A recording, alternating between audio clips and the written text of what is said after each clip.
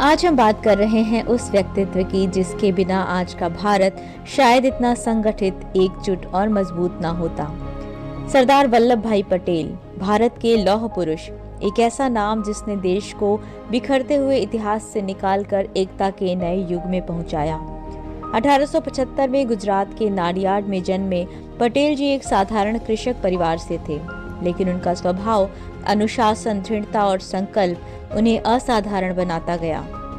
वकालत में सफलता मिली पर मन देश के लिए धड़कता था। सरदार पटेल ने गांधी जी की विचारधारा, अहिंसा और राष्ट्र के प्रति समर्पण की भावना से प्रेरणा लेकर स्वतंत्रता आंदोलन में सक्रिय रूप से भाग लिया और स्वतंत्रता के बाद भारत को एकजुट करने में अपना अमूल्य योगदान दिया।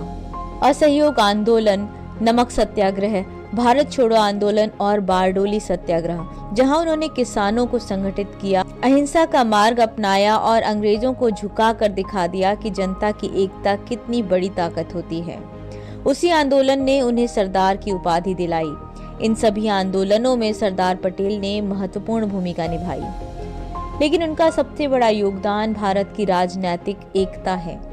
आजादी के समय देश में 562 रियासतें थीं, हर जगह अपने हित, अपनी शर्तें।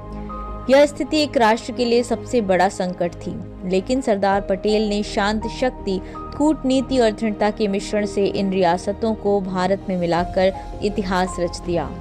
हैदराबाद हो या जूनागढ़, उनके फैसलों ने यह सुनिश्चित किया कि भारत सिर्फ नक्शे पर नहीं, भावना और संरचना में भी एक हो। स्वतंत्र भारत के पहले गृह मंत्री के रूप में उन्होंने प्रशासन की मजबूत बुनियाद रखी। IAS और IPS जैसी अखिल भारतीय सेवाओं को संरक्षित रखा और उन्हें भारत के स्टील फ्रेम की संज्ञा दी, क्योंकि उनका मानना था कि देश की एकता और अखंडता बनाए रखने के लिए एक मजबूत, योग्य और निष्पक्ष नौकरशाही आवश्यक है, जिसकी वजह से आज भी देश की शासन व्यवस्था मजबूत है।